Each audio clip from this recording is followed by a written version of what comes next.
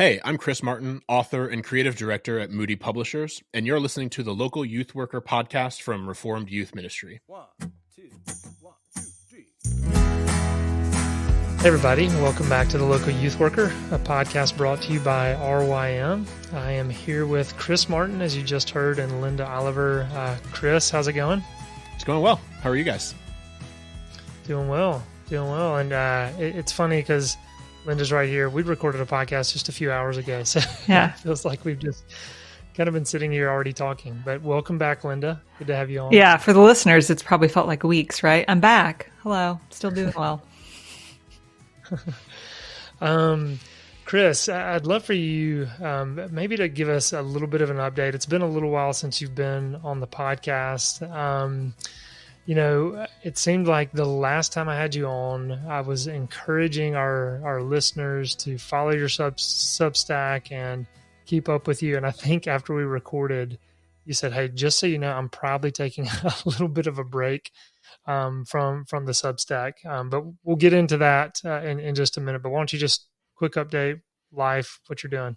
Yeah, I don't remember the last time that whatever episode I recorded was aired, probably sometime in the summer or something like that. Yeah, I don't remember either. Yeah, I published. It was probably around. We probably recorded around the publishing the publishing of my latest book, which is The Wolf in Their Pockets, that came out in March, April of this year, of 2023. So that happened. It was great. Summer was good. My wife and I welcomed a second baby girl, Daisy, in September. So we have a 3.5-year-old daughter and a now 2-month-old daughter. And so that's been great. Being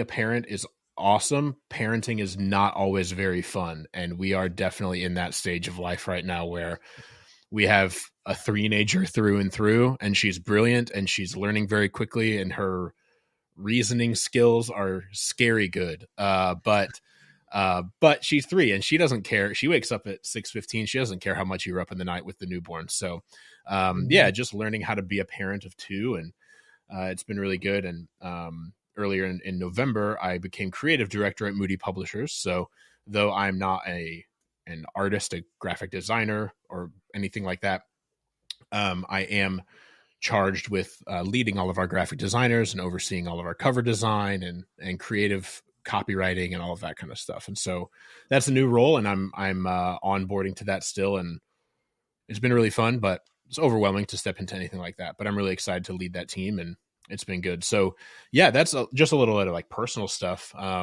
Like you alluded to, I'm stepping back from writing as much as I was. I'm still reading 4 or 5 articles on social media stuff every day. Like I'm still ingesting a lot of stuff about the world of social media and how it's affecting us, but I'm not spitting as much out about it as I used to. I really wanted to take some time, because I knew we were having a second girl and keeping up my schedule of writing was going to be really hard. And B, I've wanted for a long time to just try writing different things. And maybe some people could write a weekly newsletter and experiment with writing other fiction or things like that, other creative writing endeavors. I cannot. So I said, hey, we're going to have to press pause on the newsletter indefinitely while I work on some other projects I've wanted to work on, but simply haven't had the time or frankly writing kind of creative energy to do. And so that's what's going on. But yeah, sometimes things happen and you're like, all right, I got to press unpause on this thing for a bit, and we'll get back into it. So.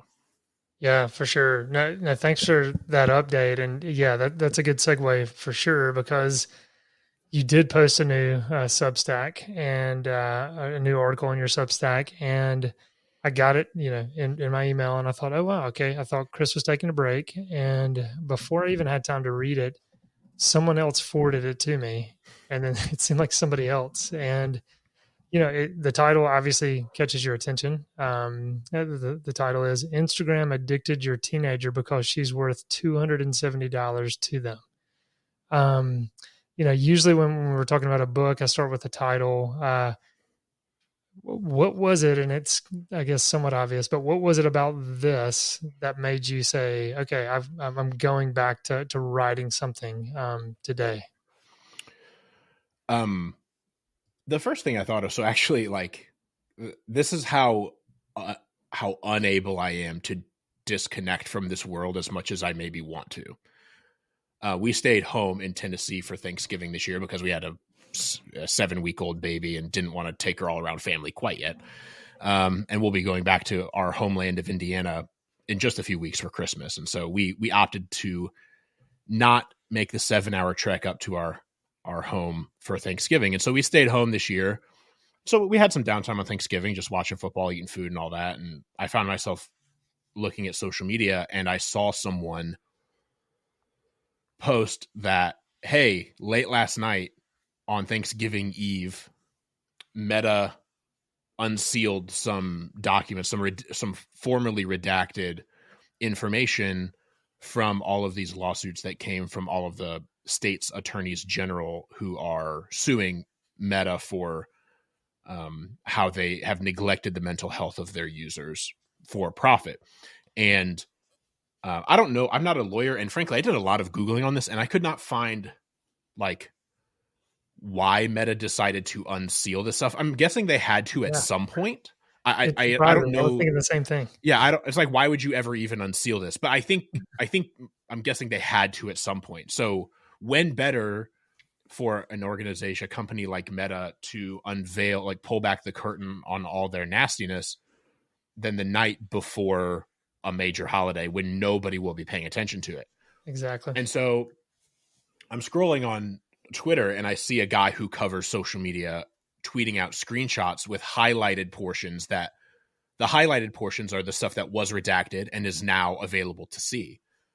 And I went through the thread where he shared like 20 screenshots of previously unknown quotes and things like that from Meta employees, among documents I had already read, but obviously I'd not seen the redacted stuff. And naturally, my first thought was, oh my gosh, this is all so terrible. Because it is. My second thought was, I am a parent now of 2, and we, especially with our 3-year-old, are having to navigate some of these waters now where it's like, this is the second thing I felt after, oh my gosh, this is awful. My second thought was, yeah, I'm really sad that you did that, but I'm even more sad that you lied to me. And that, like, it, a little bit of this is like personal to me, not as personal as it is for some who maybe have had their own mental health hurt by using these platforms. But like, I've been writing on social media for a long time, and I've written 2 books about the perils of social media at this point. And I've gone on countless podcasts like this and tried to make the case that social media isn't just passively bad for us, and especially our teenagers, but I think we have reason to believe that some of these companies, the biggest one, Meta in particular, is actively making decisions to harm teenagers, because those decisions also, not because they hate teenagers, let me be clear, but because those decisions also lead to increased profits. So it's not, I've long said something to the effect of, Meta routinely, intentionally makes decisions to choose profits over mental health. It's not just like a passive thing like, oh, we're really sad that our app also makes people feel bad. Here are some ways we can try to mitigate that or stop that. I think I have long said, they willfully make decisions to choose profits at the expense of mental health. And a lot of times when I've said that on some podcasts or radio shows, I'll get looked at or responded to like I'm from outer space. Like, really? Like I'm peddling podcast. like I'm peddling some kind of conspiracy theory or something, which if you aren't paying attention, that does sound kind of conspiratorial. I mean, because it is, right? A conspiracy is any collective effort to cause harm. A conspiracy theory is a theory about people who are collectively working together to cause harm. And so seeing this, there have been other clear evidences of it, but seeing this, I was just like, finally, like, I feel so vindicated personally. Like, we have out of Meta, high-ranking Meta people's mouths, yeah, we recognize that this is bad, but man, it's so valuable. Like, it's so profitable. Paraphrasing. But so seeing that, I was like, these little punks, like, not only did they say these things, in classic Facebook Meta form, they drop it on a Wednesday night before Thanksgiving and like try to slide in under the radar. And I'm like, I felt a moral compulsion And naturally, and I don't knock media companies for not covering this on Thanksgiving Day or Black Friday, because they're all out trying to enjoy, like whatever, and enjoy the holiday with their family. It's not like, but there was no coverage of it until like I saw some Sunday into Monday. And I was like, well, shoot, like I got to do something. I almost sent out the newsletter on Thanksgiving. I wrote it on Thanksgiving Day. Again, this is how pathetic I am.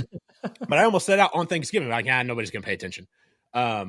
So I was like, I really feel compelled to shine light on this because Facebook is trying to, not only did they do these things, which is bad enough, they're trying to hide the fact that they did them. And I can't let that happen. So that's why I kind of pressed unpause and decided to write some more.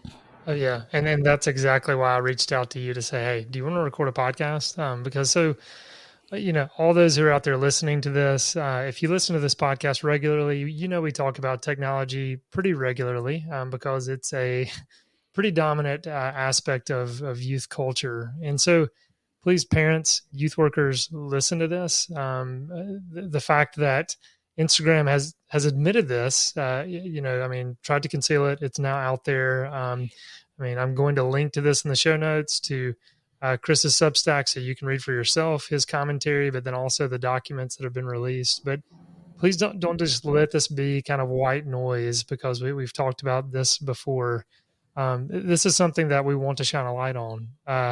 I know we're going to take a break before too long. Linda, I'd love for you to jump in. Just, as I reached out to you of, hey, you want to jump in on this? And you saw Chris's Substack, maybe some other stuff. What was your kind of initial reaction? Any thoughts related to this? Mm-hmm.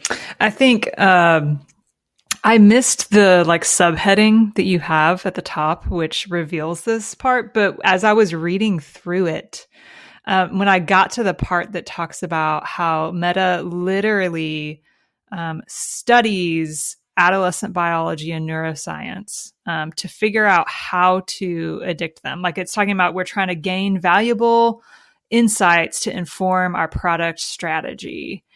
When I got to that part, I was like, that bothers me the most. They're literally studying what motivates teens and how their brains work so that can change the way that their product addicts people.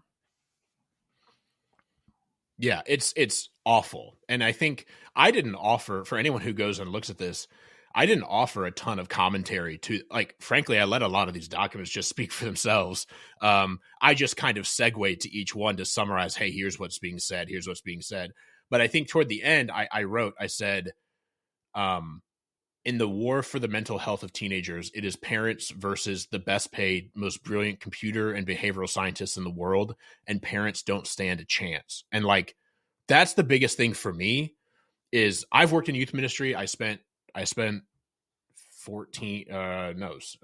years in student ministry.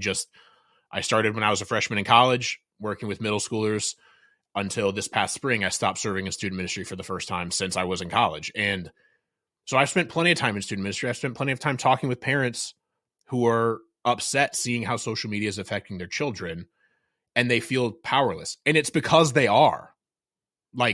There's really only so much when you're a parent who marginally understands the apps and you're going up against a behavioral scientist who could theoretically be counseling a kid who's going through all of these issues, but is being used perhaps to addict the child to these things. It's it's why I know a lot of people, there are a lot of divisive and heated opinions about this kind of thing when you get talking about the government involvement in this kind of thing.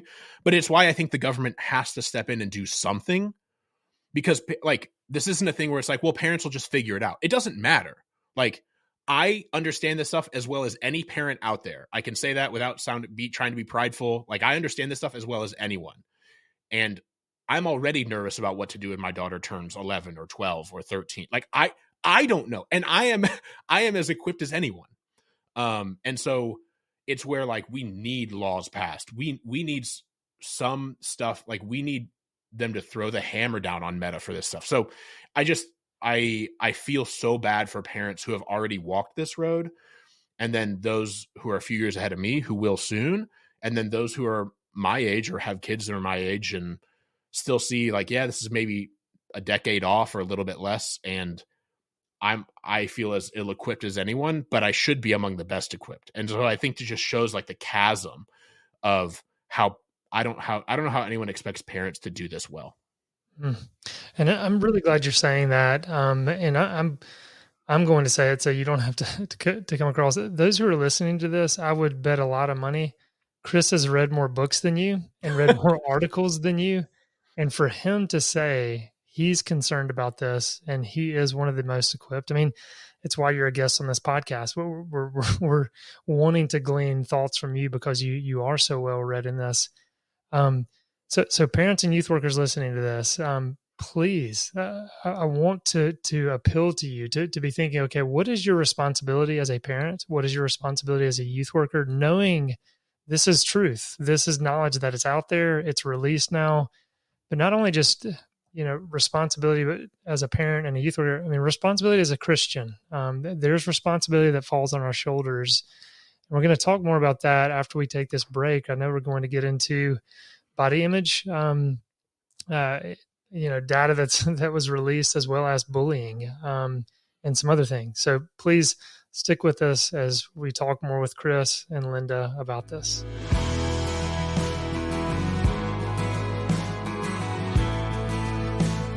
Hey everybody, I'm back here with Chris Martin. Linda is also with me as we're talking about Chris's newest article entitled "Instagram Addicted Your Teenagers Because She's Worth $270 to Them." And of course, we didn't say that explicitly in the first half, but that $270 amount is referenced in some of what was released, and I'm sure we'll get to that portion. One thing I wanted to point out, and I'm scrolling through trying to find it again, is some information that came out about body image and specifically eating disorders, and kind of your summary, and we can get into some more specific details. It says, we learned that Meta did its own research and found that it led users down eating disorder rabbit holes. And they, admitted anyway, that was a significant portion of time that was spent. So maybe talk a little bit about that, just the eating disordered rabbit holes and just some of the body image issues there. Yeah. So a couple of the most hot topic issues regarding teen mental health and Instagram are suicide and self-harm, and body image issues, namely like young girls, teenage girls in particular, who are going to be searching for content related to eating disorders, anorexia, all of that sort of thing. Bullying is certainly a thing. We'll probably talk about that in a minute. That's certainly a thing. But suicide and self-harm and eating disorders are probably two of the most common issues, mental health issues that crop up when you look at Instagram mental health related research. And I'll just read a little bit from the actual report. This is what was unveiled by Facebook the night before Thanksgiving. In a March 2021 internal Meta investigation focusing on eating disorder content on Instagram, researchers, again, this is Meta researchers, created a test user profile through which Meta's team followed existing users with account names such as Starving, which is, it's like a few letters as numbers as letters and all that kind of stuff, but at Starving, at Skin and Bones, at Pretty When I'm Hungry, and at Skinny_goals. After the test user began following those accounts, Instagram's recommendation algorithms generated a list of suggestions for you, i.e. recommendations of accounts that the user might want to follow based on the content that they're currently engaging with. That included accounts related to anorexia, such as at Milky Skin and Bones, at Skinny Binge, at Skin and Bones, at Applecore Anorexic. Similarly, an internal document from 2018, 3 years before that, recognized that, quote, seeing SSI, suicide and self-injury admissions on Instagram is significantly associated with increased time spent on the platform. So a 2018 Meta study that is now 5 years ago revealed that increased time spent and increased suicide and self-injury admissions are positively correlated. That was 5 years ago. 2 years ago, they did the internal study of the eating disorder rabbit holes, which this is just how recommendation algorithms work. If you follow a bunch of accounts related to the Chicago Cubs, my favorite baseball team, if I followed a bunch of Chicago Cubs Instagram accounts, then as I scroll through, they're going to show me recommended Chicago Cubs content. They're going to show me, hey, you followed these 5 Cubs related content. Shouldn't you follow these 5 more? Like, the thing to remember about this is these apps are not being misused to lead people down these rabbit holes. These apps are being used in the exact way they're supposed to be used. Like these algorithms are working perfectly in that they're supposed to recommend you followed X kind of content. Well, here's more X kind of content. Wouldn't you like to follow that as well? And so this just comes back to something that I've said a lot. Social media is designed to deliver us more deeply into our desires than it is to deliver us from our desires. So social media is designed to deliver us more deeply into what we want, not deliver us from what we want. Unfortunately, as you can see in this situation, often what we want isn't what we should want. And so when these recommendation algorithms work perfectly, it can deliver us more deeply into some rabbit holes of any kind of self-hurt or sin or whatever else, because that's what they're designed to do. No one's abusing the system here. There's no hacker going in and trying to manipulate our teenagers. There's no, outside of like the bullying, there's no tampering going on. Like, nope, these things are just working exactly how they're supposed to. And unfortunately, when you have a teenager who is like, dealing with some issues and they follow accounts related to those things, these apps are not designed to say, oh, well, we shouldn't give them any more of that because that's bad. And now we know the reason is because that would make them spend less time on the platform. They spend more time on the platform if these algorithms work the way they're supposed to. So. Mm-hmm. So in regards to the algorithms, I'm going to assume you've seen articles about this. I noticed some articles about New York trying to introduce some legislation that would limit the algorithms for teens. It was along the lines of like parents need to give permission for them to even be involved in the algorithms. Anyone under 18 has to be given the option to opt out of it, things like that. Do you think those things are going to increasingly kind of like, what's the landscape going to look like from here? Are we going to see more laws like that? I hope so. I really hope we see more stuff like that. If this doesn't lead to stuff like that, I don't know what will. That's kind of like my mentality. Like, the problem is these companies are really powerful too. And they have entire departments dedicated to lobbying for this kind of stuff and all of that. And so I don't know. Do I think that would be a proportional response? Of course. Yeah, I think like that kind of thing should happen. Will it happen? Man, I don't know. I think it may end up being on a state by state basis, which isn't helpful because like social media is not a state by state thing. Like we need federal stuff. I just don't know if we're going to get federal sort of cooperation around what should or shouldn't happen here. And there have been a lot of bad revelations about social media in the past that have led to nothing. This is among the most egregious that I've seen. And so I'm hopeful that it will lead to change, but I'm not expectant. Mm-hmm. Yeah. Sadly, I mean, that seems like reality. And it's, even as we have this podcast, there's part of me that just thinks, there's youth workers and parents out there that just don't care about this and will kind of ignore this and won't take responsibility for what this might mean for their own ministry and their own using Instagram for ministry purposes and all that kind of stuff. And that's something, again, we might circle back to. Again, just kind of scrolling through. It says, and this is something, Linda, you were talking about, Meta studies teen biology to learn how to addict your teen to its social media platforms. Meta employees know they have abused the notifications function that is used to addict teens. And then something I wanted to zoom in on with the aspect of bullying. Meta employees know that children under the age of 13 use their platforms, but they do everything they can, including avoiding bullying research, in order to maintain plausible deniability. Maybe zoom in on that a little bit for us, Chris, and kind of unpack some of what they said. Yeah. So if you don't know, on social media, virtually every social media platform that I'm aware of, but definitely all of the Meta ones, you have to say you're 13 years old in order to create an account. That is literally only to cover Meta legally.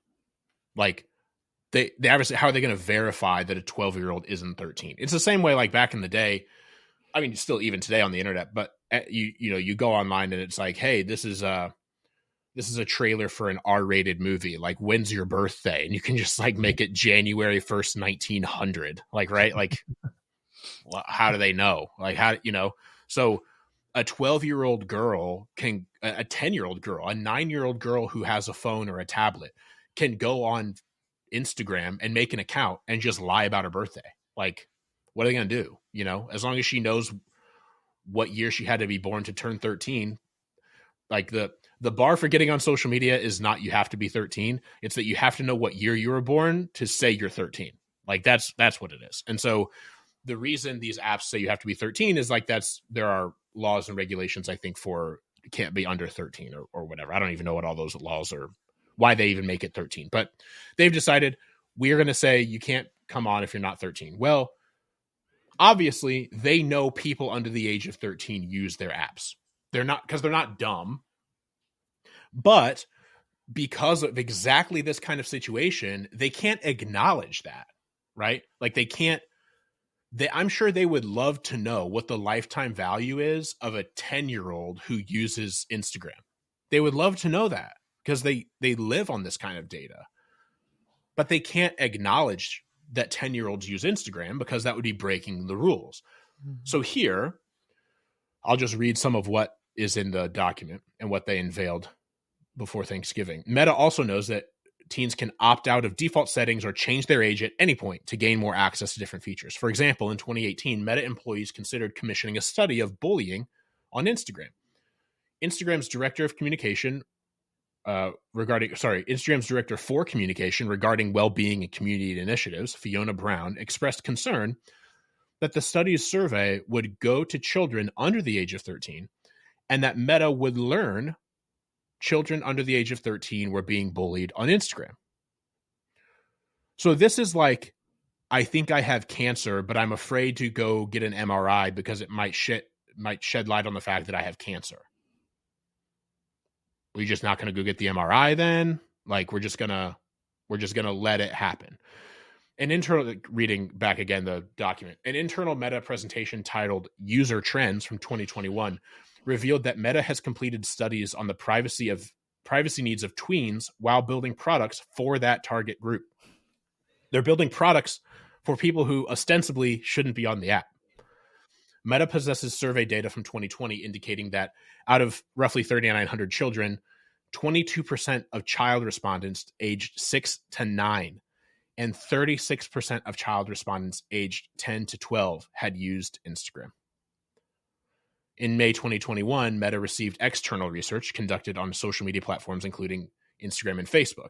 This research, provided by an organization called Thorn, revealed that of children's ages 9 to 12, 45% used Facebook and 40% used Instagram daily.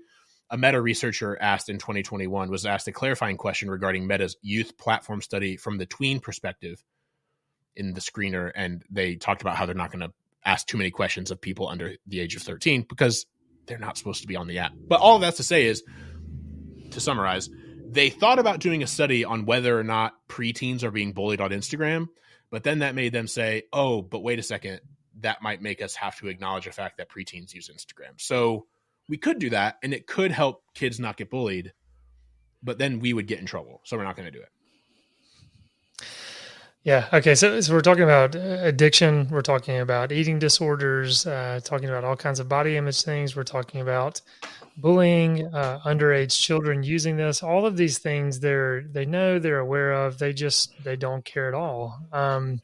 Linda, react to that. Other thoughts that you have?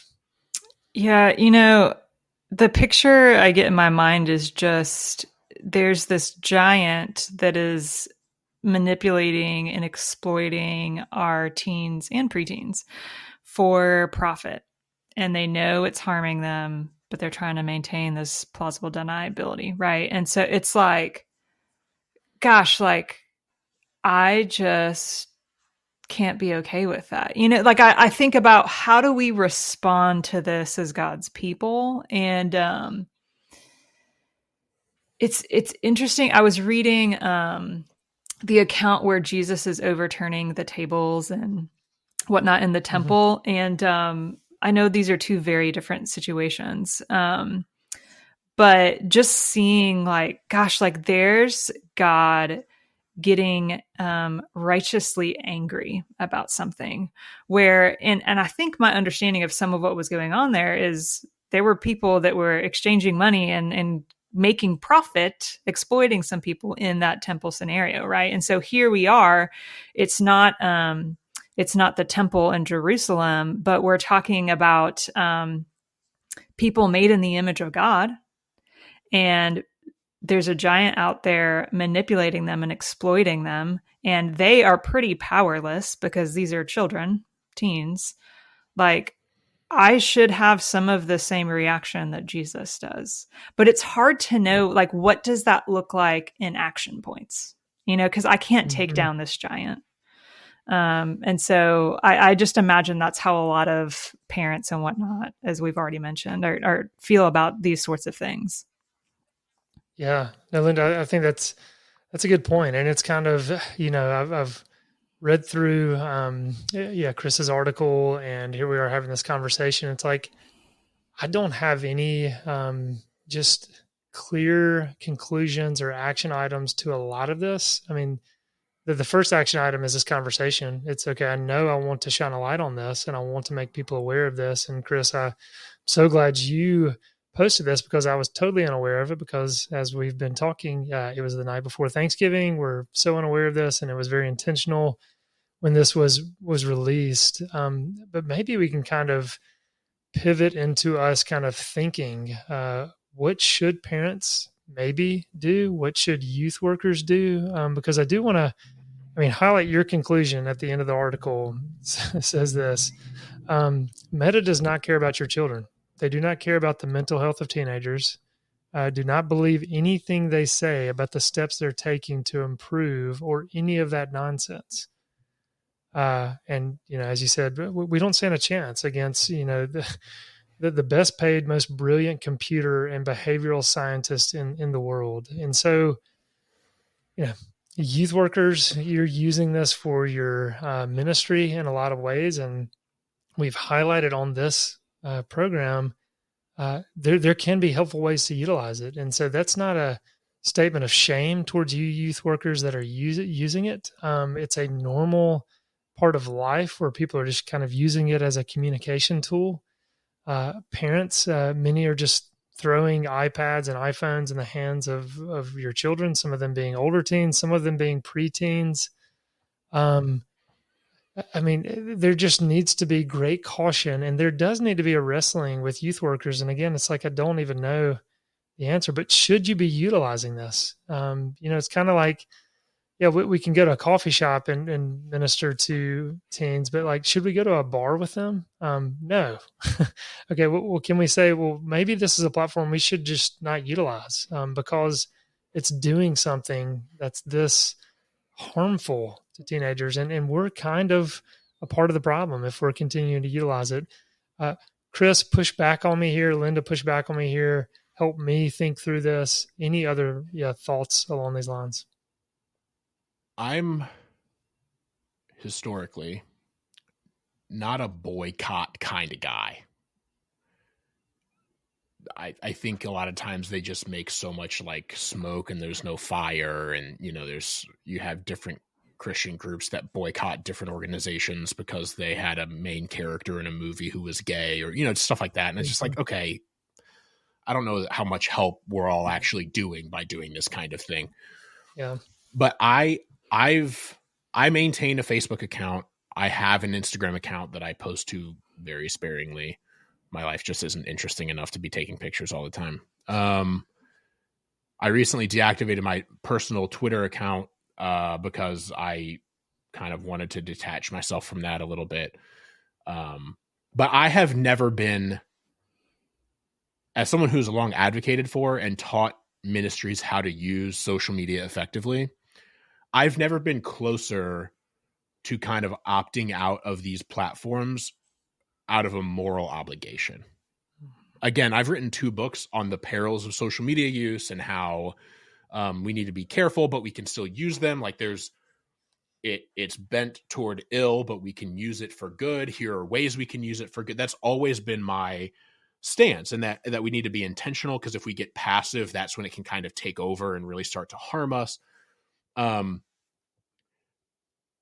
But like, this is the most egregious thing I've seen. Like, this is a bigger deal to me than like Facebook in the 2016 election. And that was bad because you literally had a foreign government using this tool to manipulate people to vote a certain way. Like, that's like global politics big problem.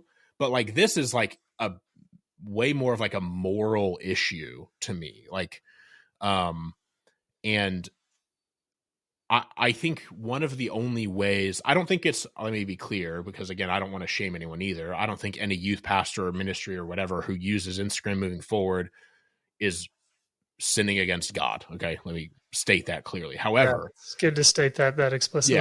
Yeah. I don't want anyone to run away with what I'm not saying. However, I think that if you're a youth pastor or in student ministry using Instagram or the suite of apps for ministry, this should make you stop and wonder if you should be, more than anything that's come before. Like, this should make us evaluate our relationship with these things more than anything that's come before. Because now we don't have just a tool that, it can kind of hurt people if they use it poorly. We have a tool that, from the mouths of the people who create and run the tool, are actively choosing profits over mental health. And what I think you can say from that is, are actively jeopardizing the mental health of young people for money. That has a different weight than, this app, when used too much, can lead to addiction and body image issues. Because that's kind of like, you use a semi-neutral tool poorly. Yeah, you use a hammer and whack your hand, you're going to hurt yourself, right? So don't whack your hand with a hammer. Like, don't use Instagram to get your sense of self or whatever. Like, but here we've had inklings of this kind of thing, but more clearly than ever, we can see that the tool is built for harm. That should change our perspective on things. And it's changed my perspective on things. Now, I haven't gone and deleted anything yet or campaigned for people to delete anything. This is the first conversation I've had about this.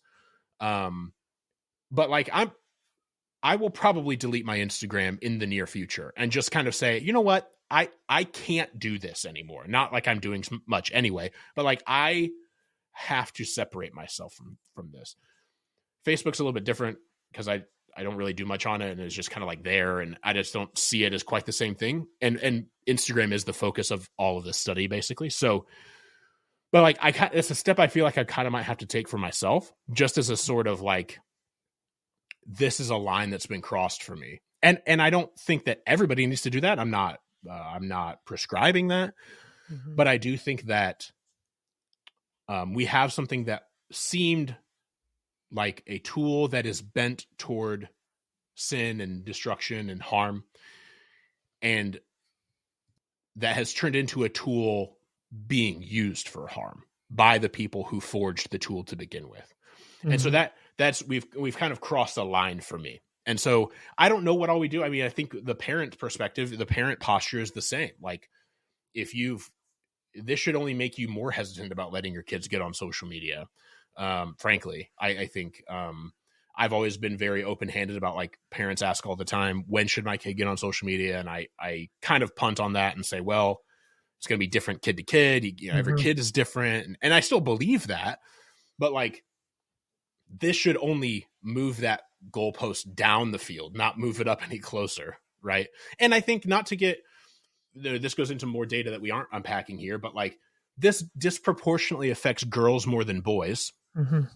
So I would be more, as a father of 2 daughters now, like I would be a lot more sensitive with my daughters getting on Instagram than my boys, though it can still harm boys, but girls are more susceptible, as Jonathan Haidt has written about at length. And I would suggest anyone go read his stuff, that the way Instagram and social media in general is formed just is more harmful to girls than boys. And so, especially if you're a mother of a father of a teenage girl or preteen girl, I would be even more concerned than if I had a 13-year-old boy. But yeah, all that's to say is we should hold this stuff at an arm's length as much as we ever have, and maybe we should just drop it altogether.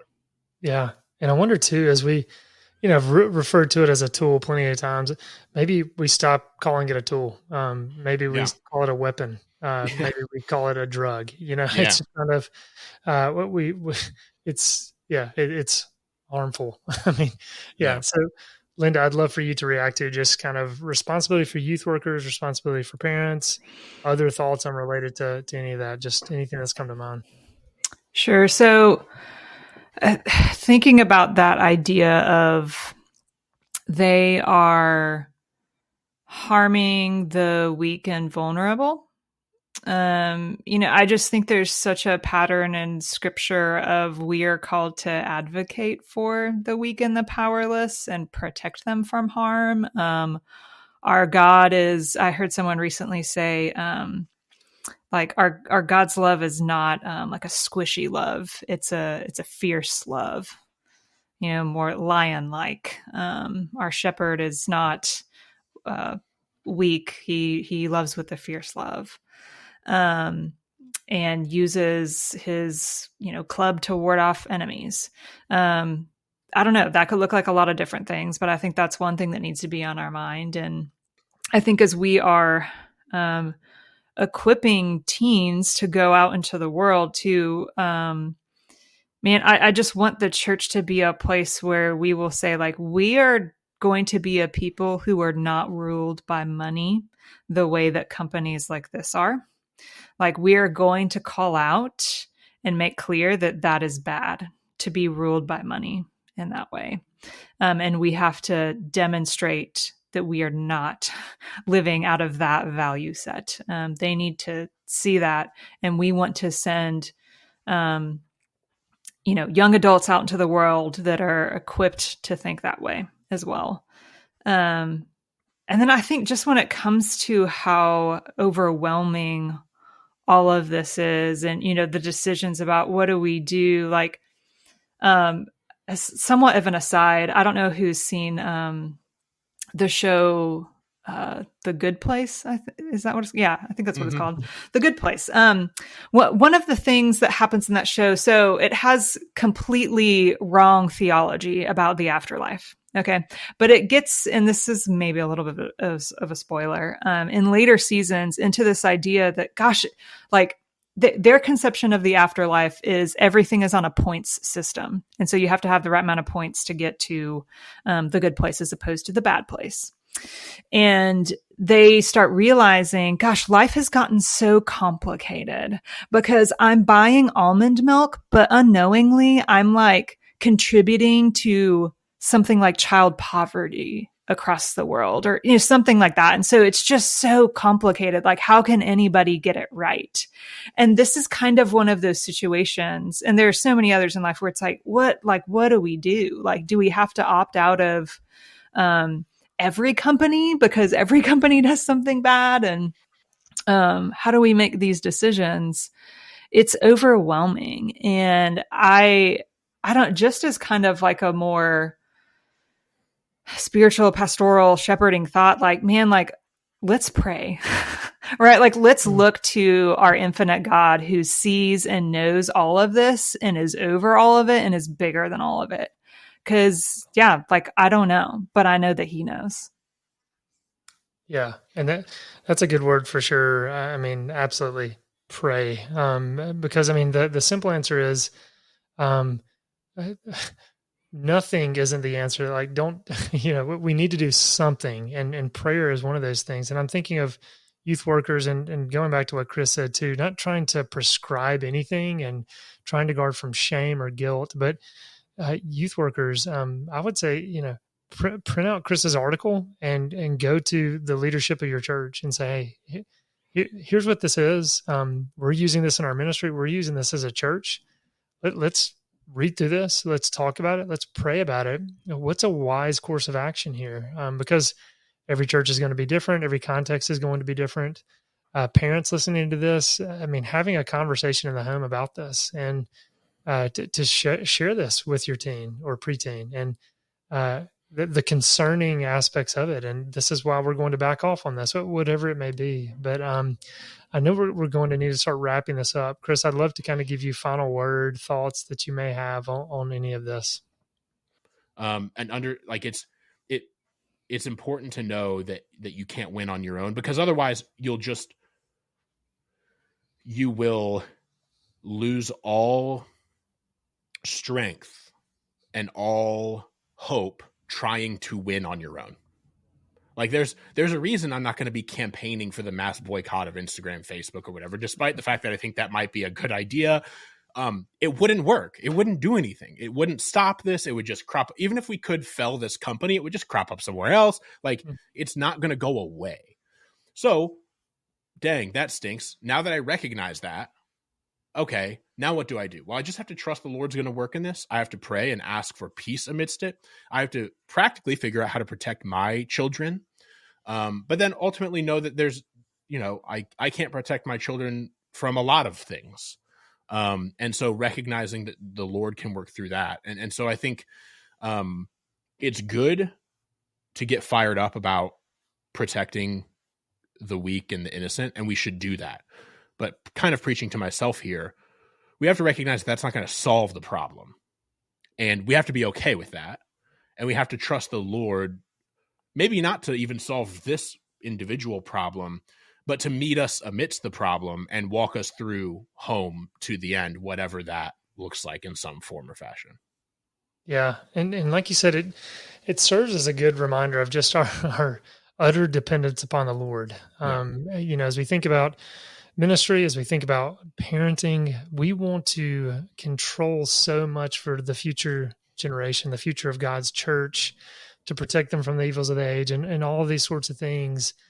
At the end of the day, we're powerless to do it. We cannot do it ultimately on our own. And this is just one of those reminders that we need to be continually leaning upon the Lord. And Linda, to your point of continually praying, asking for wisdom, being reminded of God's sovereignty.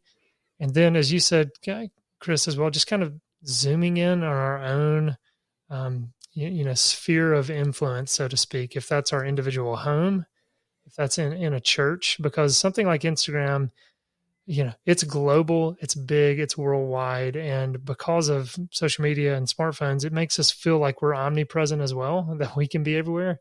We've got to zoom in and just kind of think incarnationally of our own family, of our own ministries, and what's our responsibility. And so that's clarifying for sure. So Chris, thank you again just for being moved to action on this, for highlighting this. Again, we're having this podcast because this appeared on your Substack. I would not have known about it. Maybe eventually stumbled upon it. So thank you for highlighting it. Thank you for just taking the time to come on and to talk with Linda and myself on this podcast today.